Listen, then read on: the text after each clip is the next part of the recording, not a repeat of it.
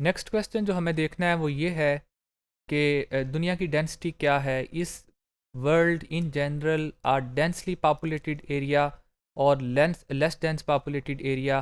Us Pakistan are densely populated country اور Pakistan is sparsely populated country. Lahore is densely populated country. دنیا میں پاکستان کے علاوہ دنیا میں کتنی جگہ ہے، وہاں پہ کتنے لوگ سما سکتے ہیں. دنیا کی ڈینسٹی کیا ہے، پاکستان کی آن ایوریج ڈینسٹی کیا ہے، اس کی بنیاد پہ پاکستان کو اوور پاپولیٹڈ کنٹری کہیں گے یا انڈر پاپولیٹڈ یا لیس پاپولیٹڈ کنٹری کہیں گے. آپ اس کو خود ڈیسائیڈ کریں، جا کے اس کی فیکٹس اینڈ فگرس کو دیکھیں. تو نیکسٹ کویسچن آپ نے یہ دیکھنا ہے کہ کیا دنیا میں جو سب سے زیادہ پاپولیٹڈ کنٹریز ہیں ان کی حالت کیا بہت بری ہے، کیا وہ سب سے زیادہ طاقتور ہیں اکنامکلی یا پولیٹیکلی.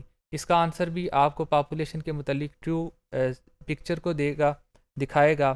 جو نیکسٹ کویسچن ہے وہ یہ دیکھنا ہے آپ نے کہ عام طور پہ یہ کہا جاتا ہے کہ زیادہ بچے ہوں تو خواتین صحت مند نہیں ہوتی. اس میں بہت زیادہ حقیقت بھی ہے اور بعض دفعہ اس میں حقیقت نہیں بھی ہوتی. لیکن آپ نے اس کا انالیسس اس طرح بھی کرنا ہے کہ اس کو اس بنیاد پہ دیکھیں کہ جن خواتین کے ہاں بچے زیادہ ہوتے ہیں ان کی صحت کو دیکھیں اور جن کے ہاں کم بچے ہوتے ہیں ان کی صحت کو دیکھیں. اگر آپ کی تھیوری یہ کہتی ہے کہ کم بچے ہوں تو ماں باپ صحت مند ہوتے ہیں تو پھر آپ دیہاتوں میں جائیں یا اس سے پہلے جو آپ کے آباء و اجداد تھے ان کے بچے زیادہ تھے اور وہ خواتین آج کی خواتین سے زیادہ صحت مند ہیں. اس میں بہت سے دوسرے فیکٹرز بھی ہو سکتے ہیں، لیکن اگر کوئی کوریلیشن ایگزسٹ کرتی ہے تو اس کا آنسر آپ دیں اور پھر آپ دیکھیں کہ اس میں ریالٹی کیا ہے. جو ایک اور اہم آبجیکشن یا کویسچن ہے وہ یہ ہے کہ عام طور پہ یہ کہا جاتا ہے کہ اگر پاپولیشن کم ہو تو جاب حاصل کرنا، جاب پرووائڈ کرنا آسان ہے. تو پھر آپ کو جاب کہاں ملے گی، چھوٹے شہر میں یا بڑے شہر میں؟ اگر آنسر چھوٹا شہر ہے تو پھر پاپولیشن کے کم ہونے سے ہی جاب کو دینا آسان ہے. اگر آنسر بڑا شہر ہے تو اس کا مطلب ہے کہ یہ متھ ہے. جاب اچھی کہاں ملے گی، بڑے شہر میں یا چھوٹے شہر میں؟ اس کا آنسر بھی آپ کو سچائی کی طرف لے کے جائے گا. پھر آپ اگر ریلیجس پوائنٹ آف ویو سے دیکھیں تو قرآن کو دیکھیں، بائبل کو دیکھیں، اس کی پریچنگس یا ٹیچنگس آپ کو کیا بتاتی ہیں. اللہ نے گریٹر نمبر کو بلیسنگ کہا ہے یا نہیں کہا. بچوں کی تعداد کو بڑھانے کا کہا ہے کہ کم کرنے کا کہا ہے. بچوں کو غربت کے ڈر سے، مفلسی کے خوف سے جو قتل کرنے کا کہا گیا ہے اس کو 2 جگہ پہ مینشن کیا گیا ہے. اس میں 2 جگہ پہ مینشن کرنے کی وجوہات کیا ہیں اور اس پہ بھی آپ کو سرچ کرنی چاہیے. ہم نے اس کو پہلے بھی ڈسکس کیا تھا. اس میں وہ بچے بھی شامل ہیں جو کہ آپ کے پاس ہیں، اس میں وہ بچے بھی شامل ہیں جو کہ ابھی آپ کے پاس نہیں ہیں.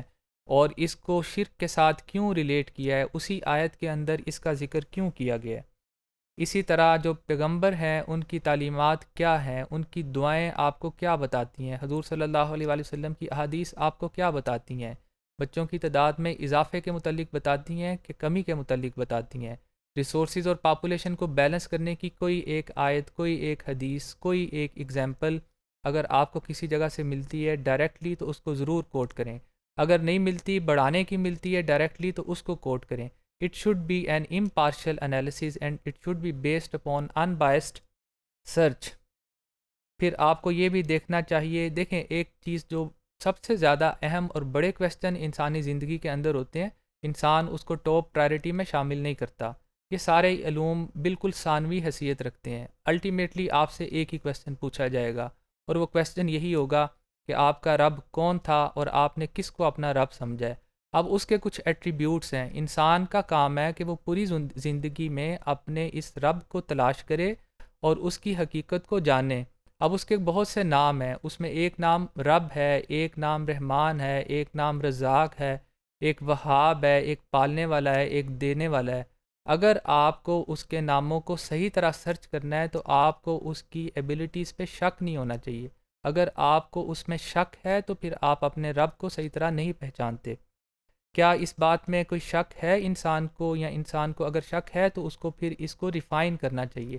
اپنے رب کی ذات کو ریفائن کرنا انسان کا الٹیمیٹ پرپز ہے، کیونکہ آپ اس کو جتنا زیادہ پہچانیں گے اتنا زیادہ آپ اس کے قریب جائیں گے اور اتنا بہتر آپ کا نالج ہوگا. کیا انسان اور پوری دنیا کی تمام مخلوقات کا رب اللہ تعالیٰ نہیں ہے؟ کیا کوئی ایسی مخلوق دنیا میں ہے کہ جس کو کوئی اور پالتا ہے؟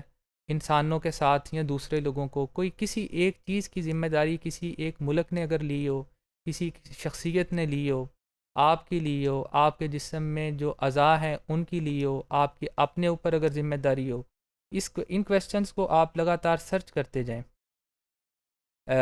کیا اللہ رب العالمین نہیں ہے؟ کیا اللہ الٹیمیٹ ریسورس نہیں ہے؟ جولین سائمن نے اپنی بک کا جس کا نام ہی دا الٹیمیٹ ریسورس 2 ہے، اس نے الٹیمیٹ ریسورس انسانوں کو کہا ہے۔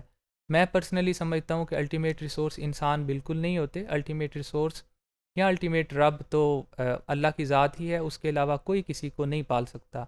یہ فیصلے اس کے ہیں اور اس کی وہ اتنا بڑا رزاق ہے، اس پوری کائنات میں جس قدر زیادہ لوگ بھی ہوں یا کم لوگ بھی ہوں، جس قدر زیادہ مخلوقات بھی ہوں، اس کے لیے ان کو پالنا بالکل بھی مشکل نہیں ہے۔